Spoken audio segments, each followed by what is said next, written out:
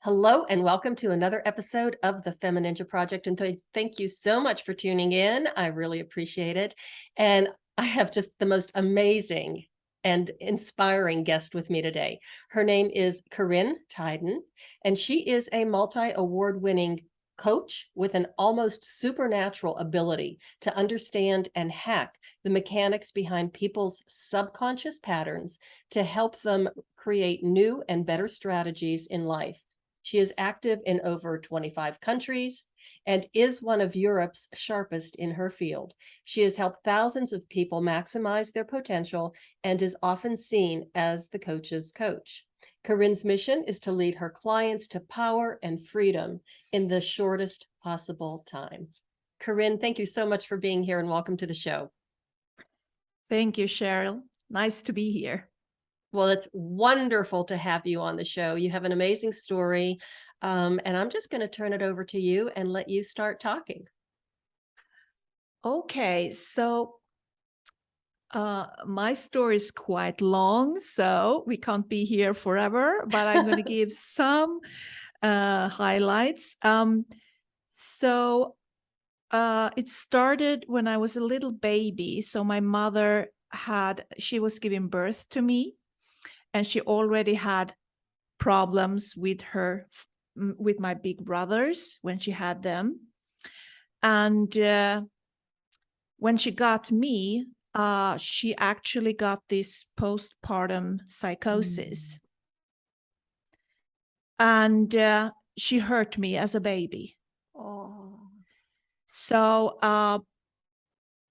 that became really, really deep buried within my nervous system. Mm-hmm. So for many, many years, I didn't even remember it.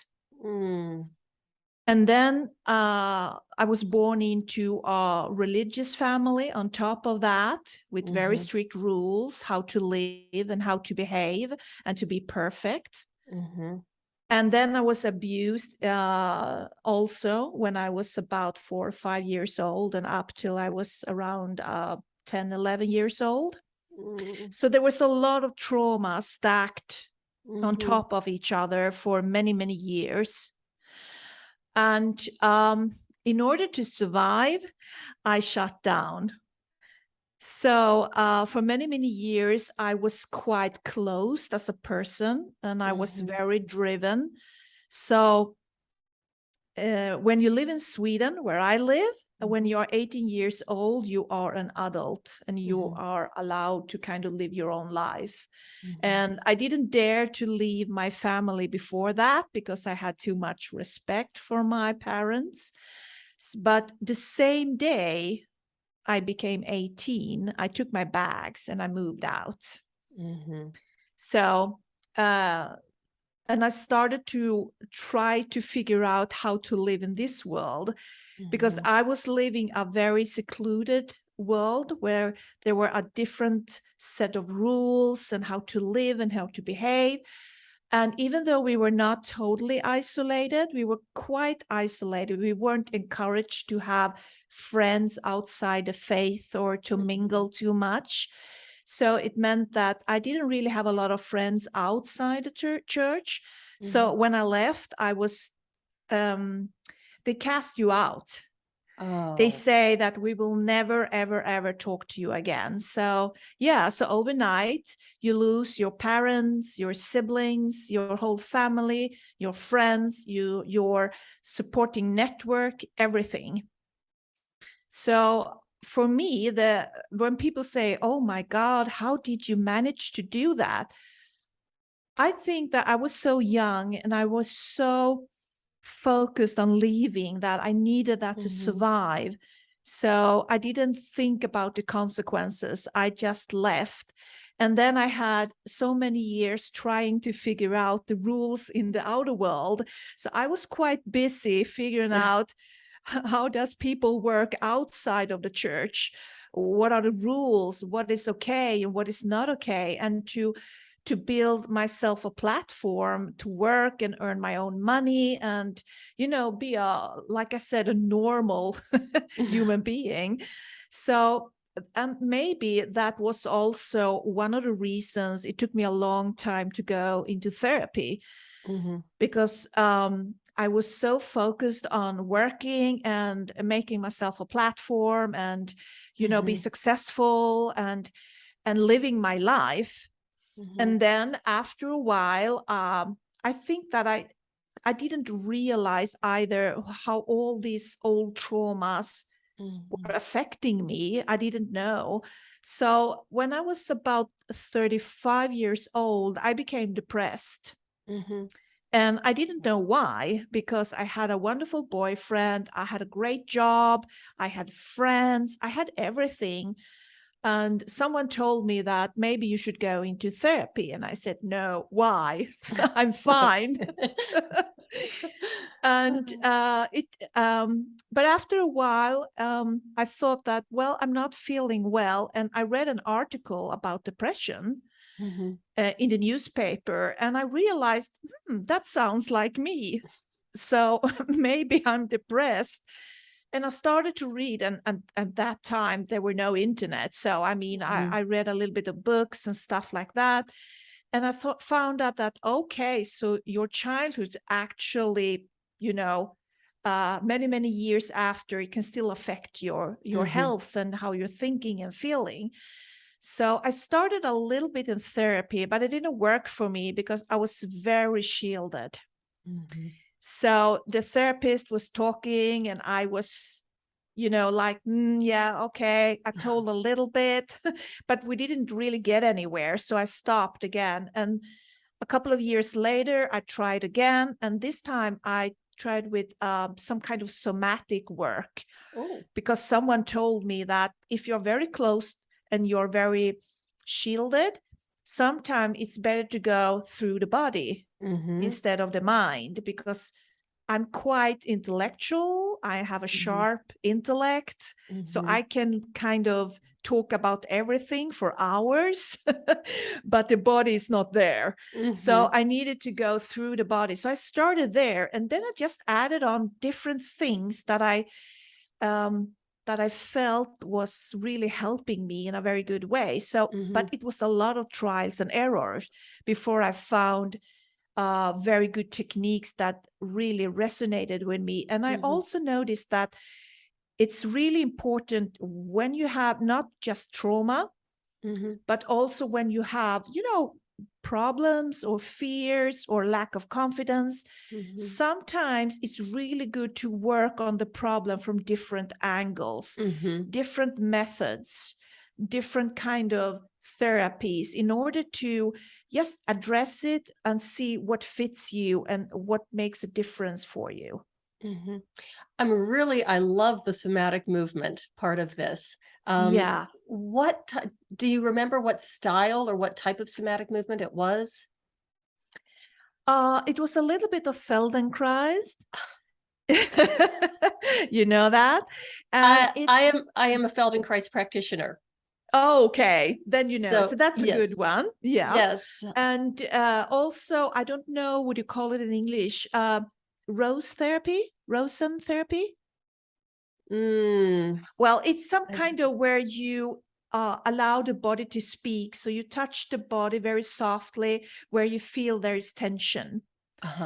And then you get a reaction, and the body kind of speaks to the therapist, so to speak, and giving information about why is this shoulder so rotated inwards, and if I move it or if I touch it, what happens? Is there coming up feelings? Is there coming up, thoughts? And from there, you try to, find out what the body's holding. And it was only many, many, many, many years after therapy that I actually got I got the message that, okay, I do have complex PTSD.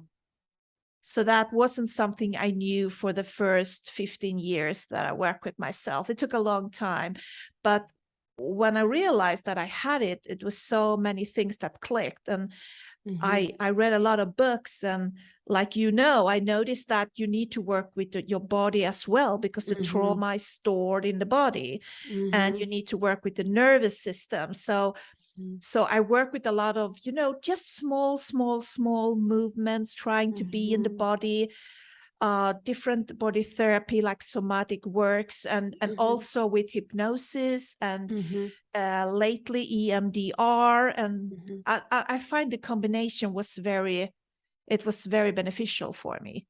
So when you were starting this journey and working with, more pinpoint with the somatic movement and a lot of other different modalities, were you working as a coach then? What were you doing as far as, your livelihood or your profession? Yeah. No, so I work within television as a TV producer, and Okay. then I work as a businesswoman. Okay. So no, I wasn't working with other people. And for me personally, I think that was good, because I needed to sort myself out first. Because I've trained a lot, and I see a lot of people wanting to become coaches and therapists, and they're really like, I feel for them, because they really want to help people, but they haven't sorted them out. They haven't sorted themselves out yet. And in order to be really strong and to hold the space for someone, and to be sometimes that hand that holds them when they go through these heartbreaking emotions, you need to be quite strong yourself to not get triggered, and be able to be very compassionate and very strong, and sometimes also tell people, the truth about things. So I worked on myself for many years first. And then people said, you know so much about the human psyche. Why don't you become a therapist or a coach? And I said, no. And they said, why? And I said, I don't want to sit and listen to people's problems all day long. That would make me crazy. So I think that I still didn't have some kind of space between me and my traumas yet. So, but after a long while, maybe 10 years or so, working on myself, I was thinking about that maybe I could attend a coaching education to be a better boss at work. I had a small team, and if I could understand them better, and if I could coach them in a better way, we could sell more. And that would make my CEO happy. So I started there, and I was hooked. Because it was so interesting, and I learned more and more and more. And then suddenly I felt the urge to actually help others, and hopefully that they didn't have to take this long road that I took, that if I could help them to heal a little bit faster, to find these golden nuggets a little bit faster, they could have more quality in life faster. And I like that. So how long ago then did you take that? When was that you took that one class and you were hooked, and that launched you into your coaching career? How long ago was that? Yeah, so I think it was almost 15 years ago. And in the space of that 15 years, you've done an incredible amount of, I mean, when I was reading your bio and looking at your website, it's like, this woman is the consummate lifelong learner, devout, passionate lifelong learner. Yeah, I am. So I am explorer, and I have been that since I was a little girl. My father was an adventurer and a explorer.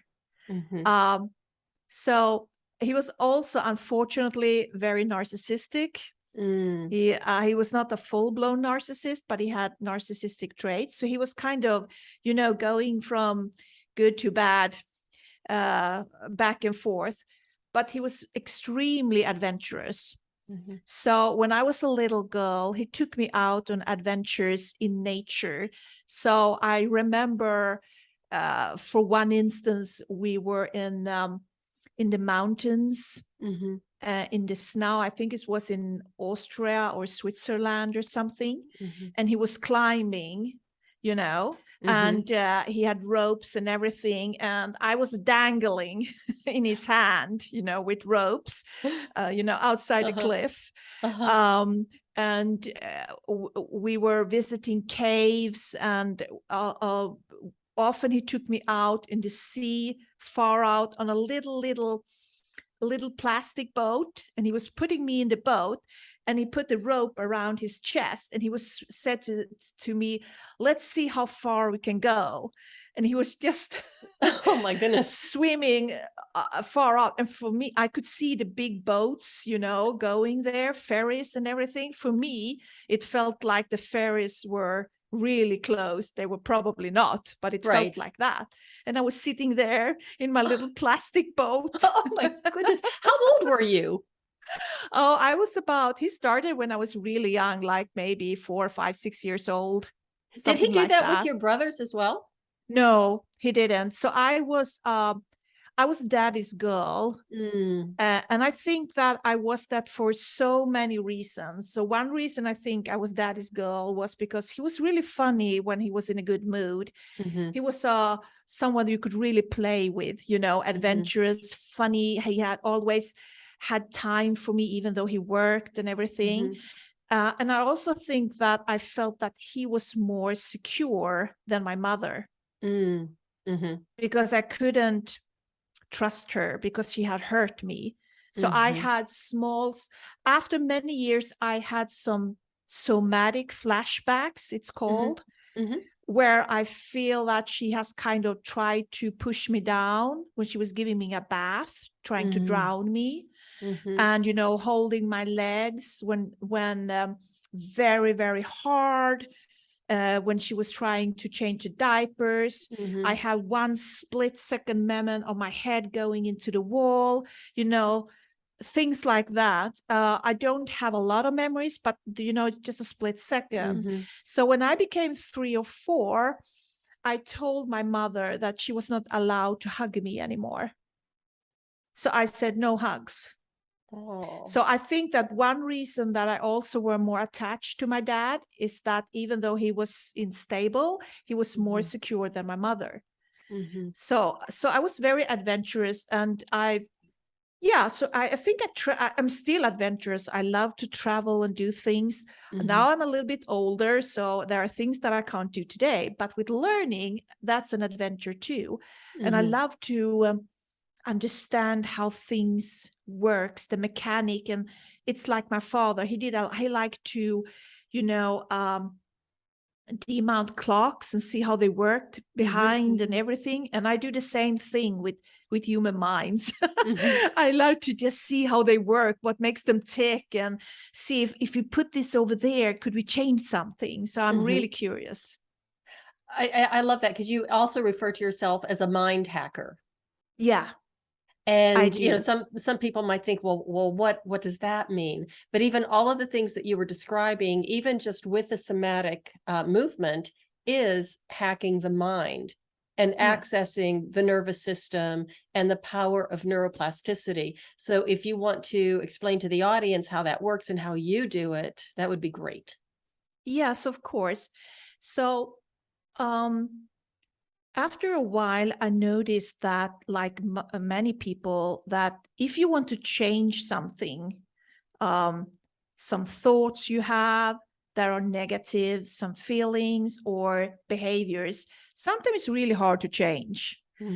So I was wondering if there were some kind of easier way to get access to deeper levels where you could start to go back to root causes and to kind of twist it there to see if I could change it there. So it's like if you have a creek or something and there's a stop somewhere, you have to maybe go upstreams to see where is the blockage that doesn't allow the water to flow, instead of trying to fix it downstreams.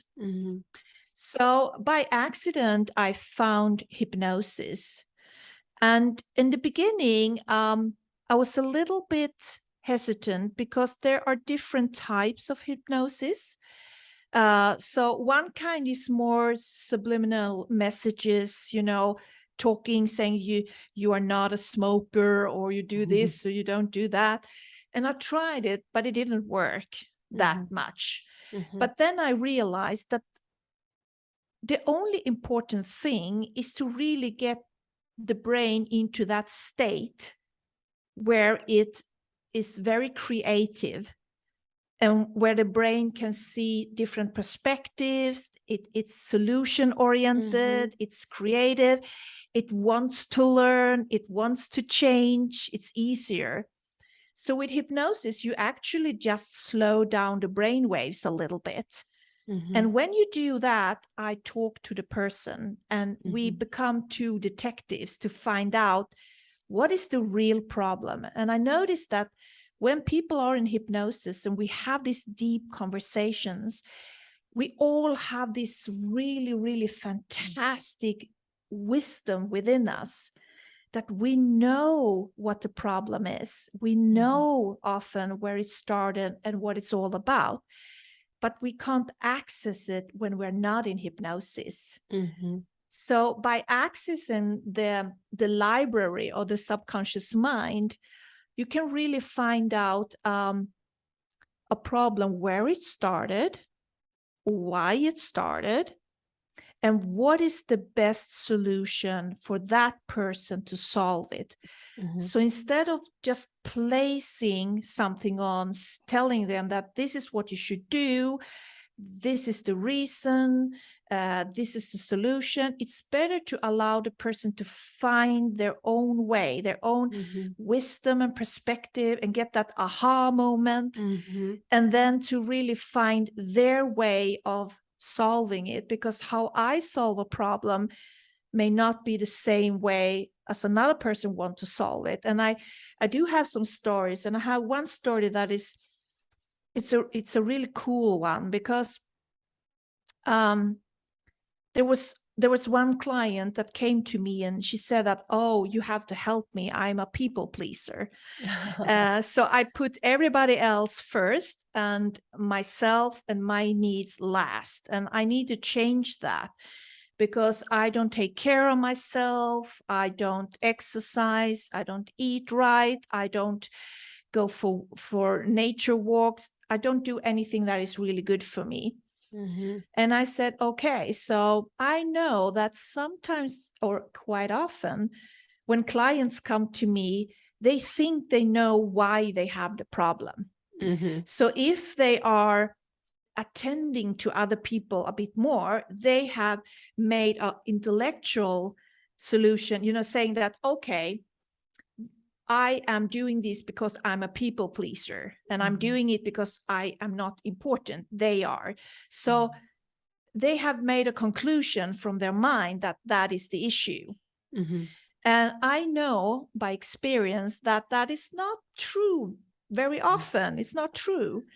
So with that woman, we noticed that as a very young girl, we did hypnosis, and we just started to talk. And that woman, when she was a little girl, her family, her parents were quite dysfunctional. So they were very busy arguing, having, just focus on their problems. So they kind of left her a little bit on the side. And she was a very nice little girl, a good girl. So she was kind of taking care of herself, her own emotions, her own fears, her own thoughts, everything she was taking care of.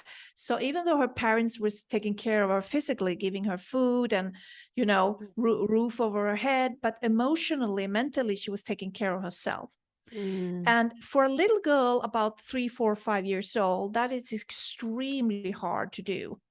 It's a very big job for a little person. So when she became a teenager, we continued to talk. And when she became a teenager, she realized that it was such a hard job to take care of herself. She didn't want to do it anymore. Oh.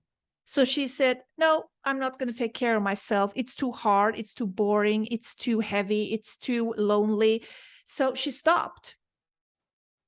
And for many years, she was more like partying, doing stuff. And then she slowly just growing to be more focused on other people than herself.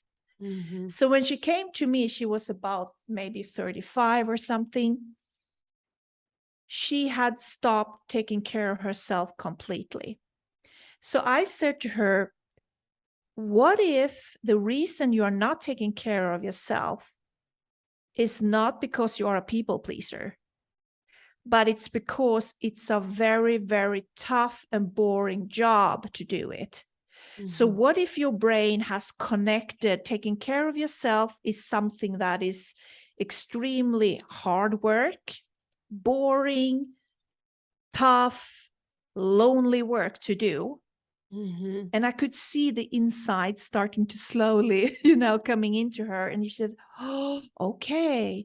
So you mean that I'm not taking care of myself because I have a mindset about it that it is a boring job?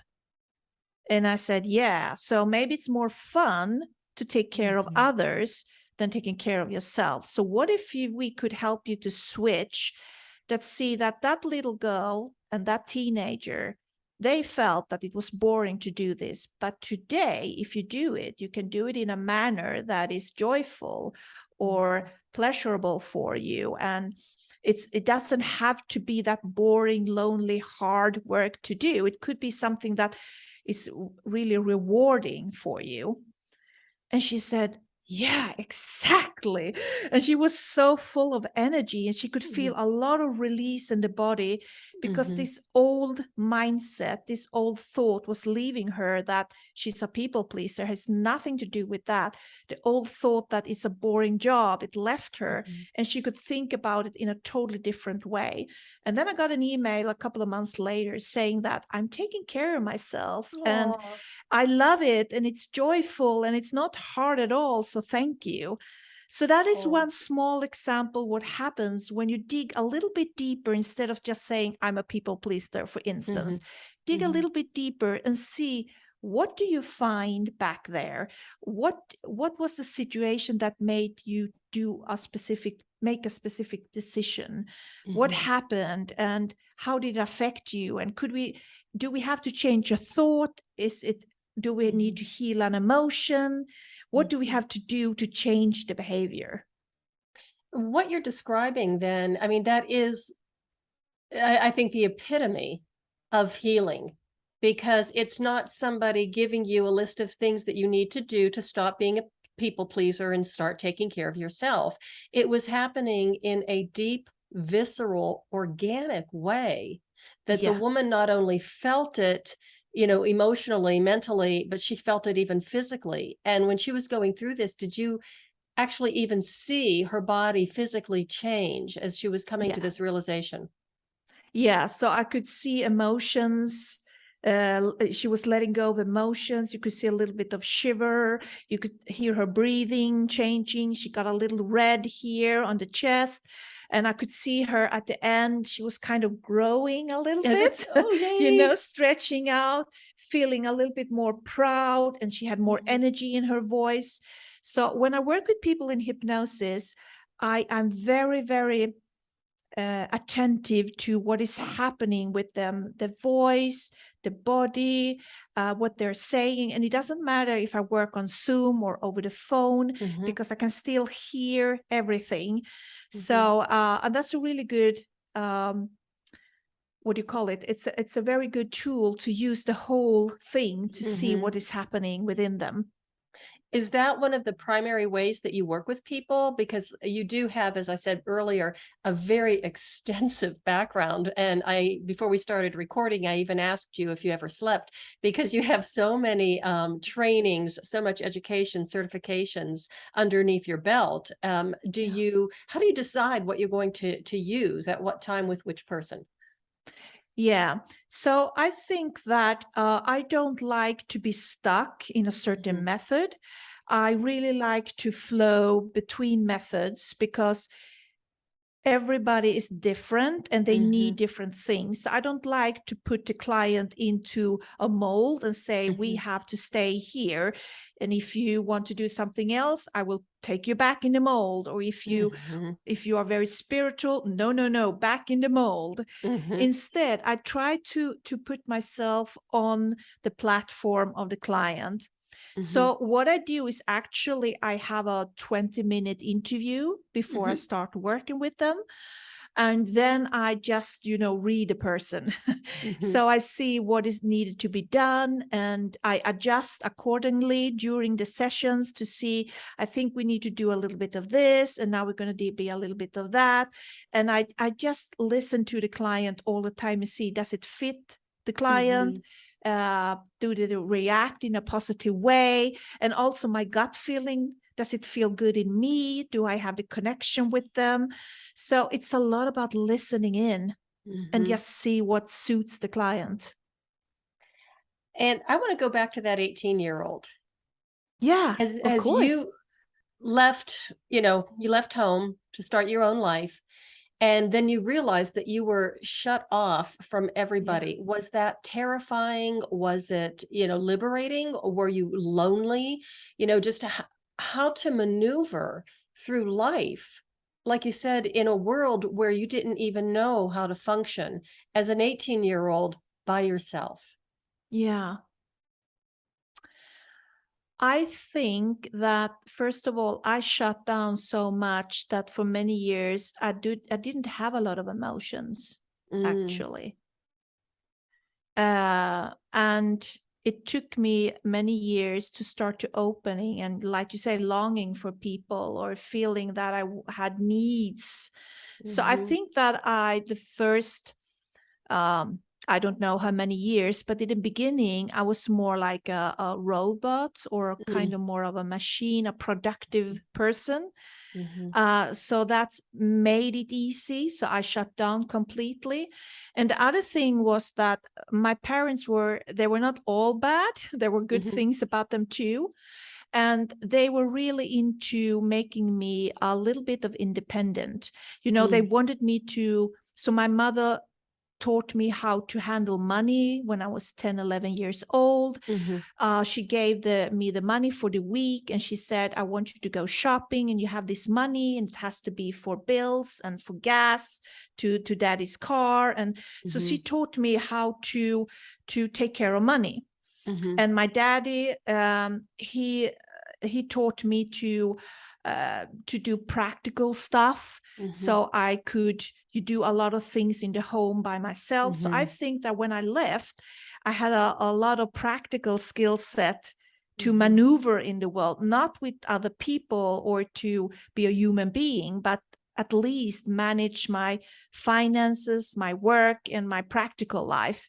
And I mhm, think that I just leaned on that for many years. mhm. Do Yeah. you have a relationship with your family still, or No, I don't. My parents, they don't live any longer. I'm But sorry. when they cast you out, they say Uh-huh. it's for life.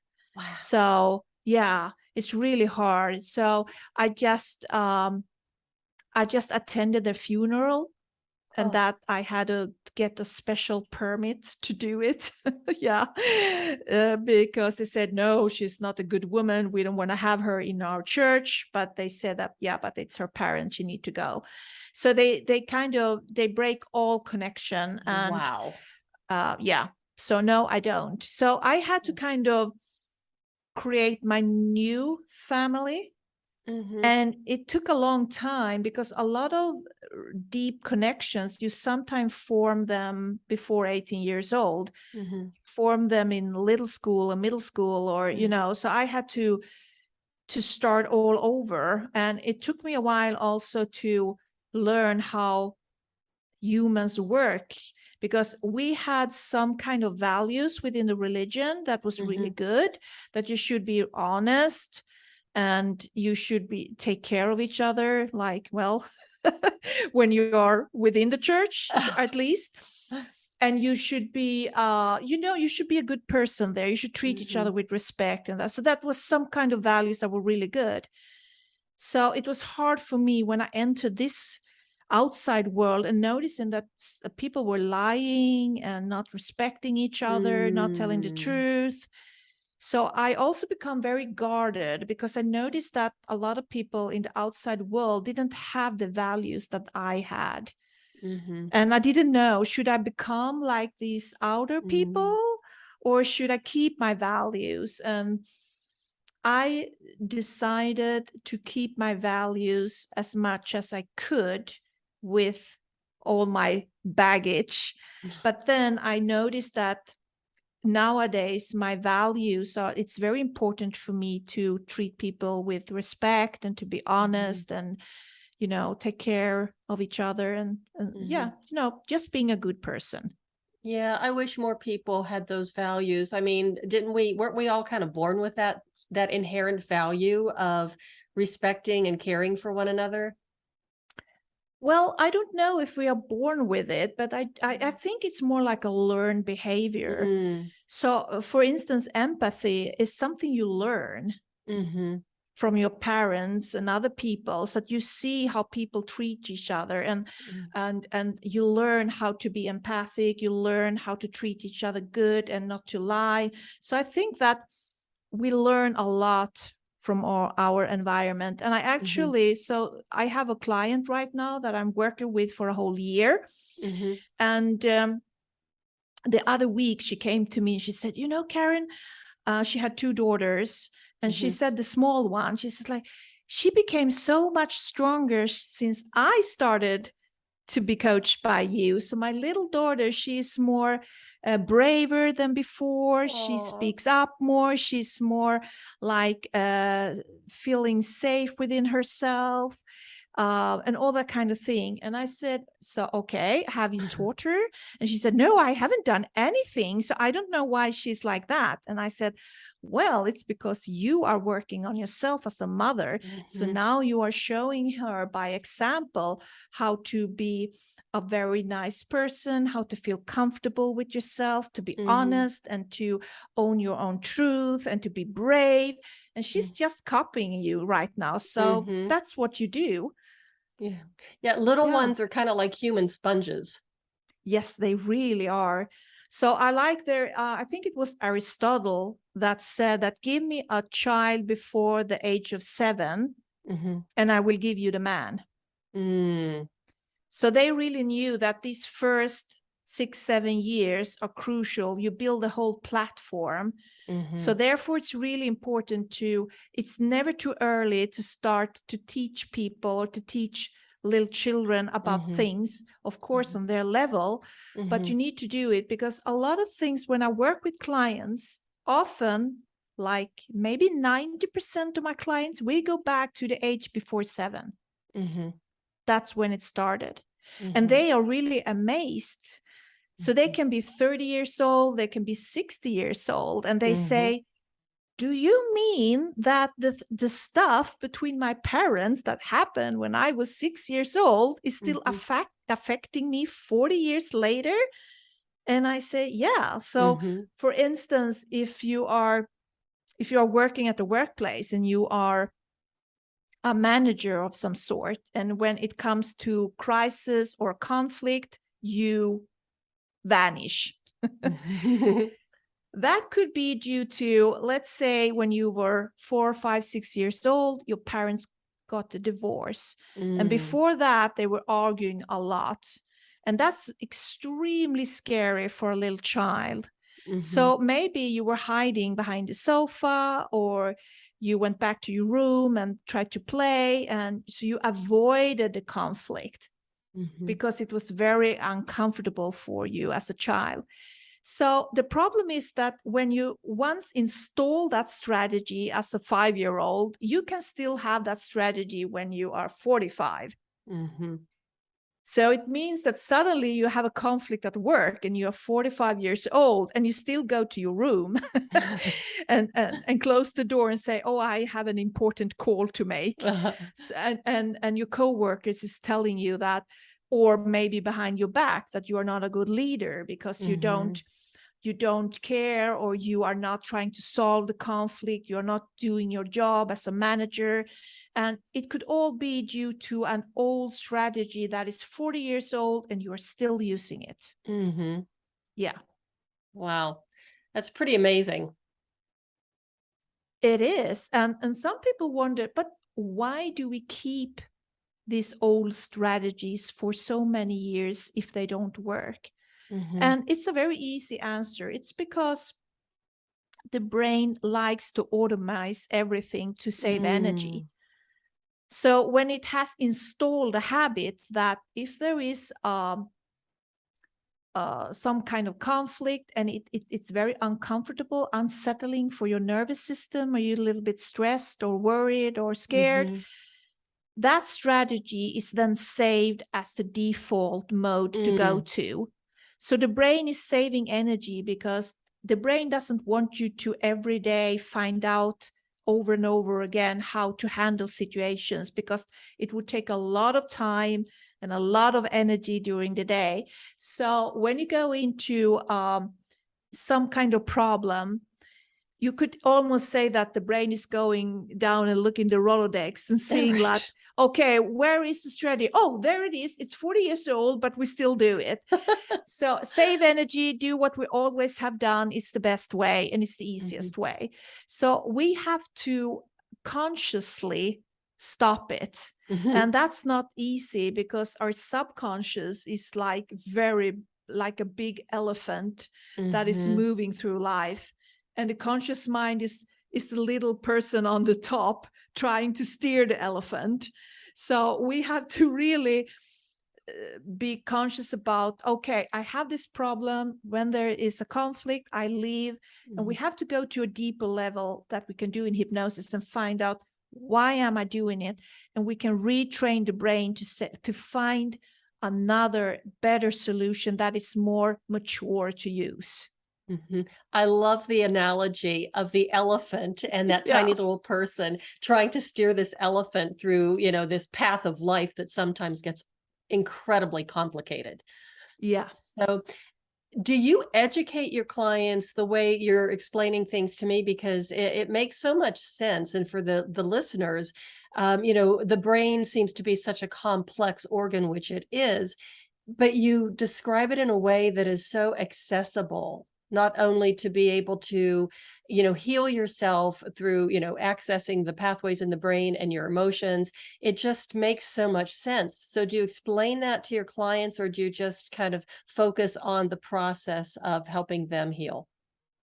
Yeah, no, I'm always teaching them, trying Mm-hmm. to help them to understand, because for me, I know that some people say that when you heal something, you don't need to understand what is happening. You don't need to Mm-hmm. go to the root cause. You can just heal, let it go.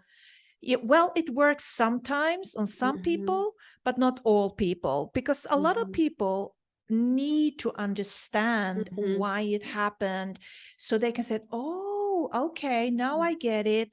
Now I understand my mother's perspective or my brother's perspective and why I reacted the way and why I have this problem. And now maybe, yeah, you're right. I can let it go. Maybe we can Mm-hmm. find something better.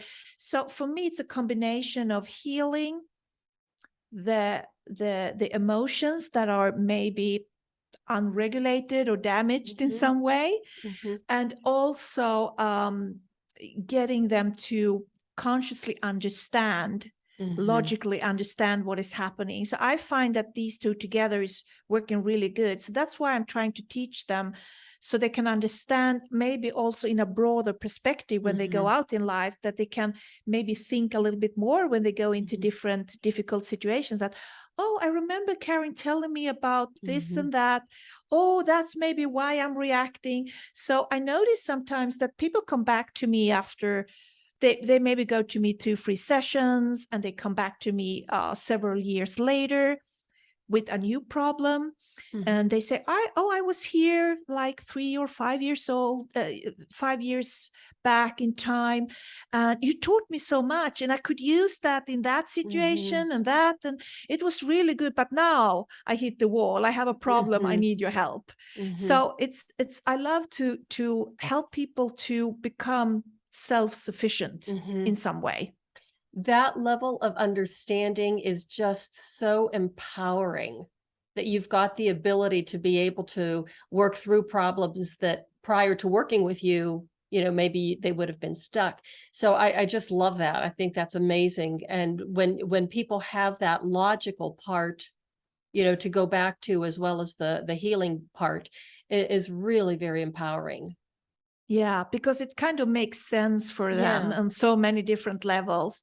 So, and of course, sometimes I work with people that are more interested in understanding, and there are some people who are less interested in understanding, because all again, I tailor it towards the client. But I think it's a good thing to try to teach them, and hopefully they can take that with them in life. So back to that teaching part, because you are so good at it and so good at explaining how this all works.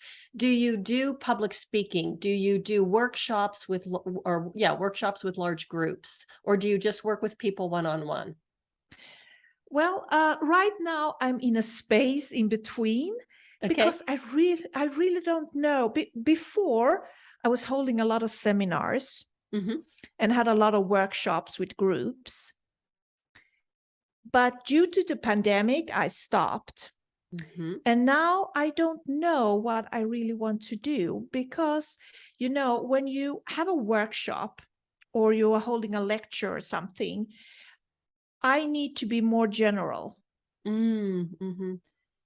So when people ask me questions and we work on things, I need to be more general, because there are many people in the group. And I said, there is no one size fits all. So I really love to work one-on-one, because then I can tailor it, and I can become very laser focused to exactly meet that person. So right now I'm in between that. I don't know if I'm going to do some online courses, just trying it out, or if I should skip it and just continue to work one-on-one, because that's really where it's a craft you're doing. And I love doing it, because every client is different. And when I start working with them, we have no idea what we're going to do. So it's very, for me, adventurous to do it. And we explore together. With a group, I can't do that as much as I would like to. One more question. Now so we went back and we visited or revisited that 18-year-old.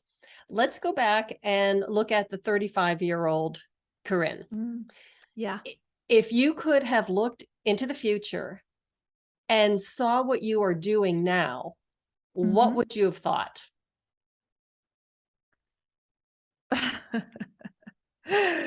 I would probably just say, what?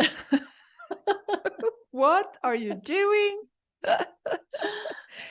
Because I'm a very different person today than I was at 35. So I think that 35-year-old person could never imagine me being here today. And I am so sorry. Somebody rang the doorbell. Okay. So if you hear barking, that's just my little pack of dogs. There's only 2 of them, but they can be very loud. Okay. So, Karin, do you have any final little pearls of wisdom for the audience? Anybody who might be struggling or are really intrigued by your work? How can they get a hold of you? How can they work with you? And what kind of advice would you give them to begin? And this is, I know I packed a lot of into that one question. So sorry about that. I was still rattled by somebody ringing the doorbell, because I have a big sign on the door that says, please do not ring bell. There's a recording in progress. Okay. Yeah. Okay. So if they want to work with me, or they want to email me, have questions, they can go to my website, and you have that below, I guess. Mm-hmm. So they can go there and book a session or send me an email. And they can also buy my book, Mind Hacking for Rebels, where I go a little bit deeper about how the subconscious mind works, and a little bit of tips and trips. What do you call it? Tips and tricks on how to kind of work with it. And you can buy it like everywhere, like on Amazon or Barnes and Noble. And yeah, it's out in the US. Okay. And my advice would be that a lot of people, when they visit me, they feel that they are, there's something wrong with them. Mm. They are not good enough. They are not pretty enough. They are afraid of things. They have low self-esteem. So, and they do bad things. So I want to tell everybody that there is nothing wrong with you. It's just the programming that is wrong. And that is a good thing because we can change that. But you need to realize that in order to be successful, whatever you define as successful you, it's not always a comfortable procedure. So even though we can work faster, and I do that, it's still sometimes it's uncomfortable. Because you're going to look at memories that are not very comfortable sometimes. You're going to realize things that you have done to yourself or neglected to do, that you feel a little bit shame over, or you're going to meet your shadow sides of yourself. So sometimes it's not comfortable. And that's why a lot of people stop doing what they're doing, because they can't take this uncomfortable feeling. And I would like to end with this. In Colorado, I heard that they have both buffaloes and cows because they have different landscapes. And someone told me that with the cows, if the storm is coming over the mountains, the cows start to run away from the storm. And the storm is actually chasing the cows, and the cows is trying to outrun the storm. And at one point they run along the storm because they can't stop it. And the buffalo does it another way. It actually, when the buffalo sees the storm coming, the buffalo turns around and face the storm and charge right through it. So that's what you need to do when it's a storm, when it's uncomfortable. Of course, you should have support and someone to hold your hand, but you need to have this buffalo mentality. You need to turn around. You need to face the problem or the storm.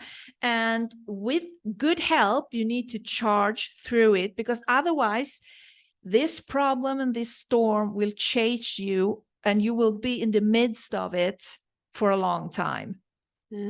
I love that analogy because, of course, you know, I live here in Colorado and I had never heard that before. So the next time I'm going over Buffalo Herd Pass, I'm going to look at the buffalo and say, you buffalo are a lot smarter than the cows. Yes, absolutely. So, Karin, thank you so much for being here. I really appreciate it. It has been an honor and a pleasure to talk to you. Thank you. It was so honoring to be here. And I hope your listeners got some kind of golden nuggets to take with them. Oh, I'm sure they did. And I know I did as well. So that's always a little perk for me. So thanks again. You're welcome. And everybody, thank you for listening. I really appreciate it. And as always, you know, what a wonderful guest. Please make sure that you check out her book, check out her website. Contact her if you need help. Obviously, she has an awful lot to offer, and none of us need to suffer or try and run away from the storm. And she can help you face it. And that is the way of the FemiNinja.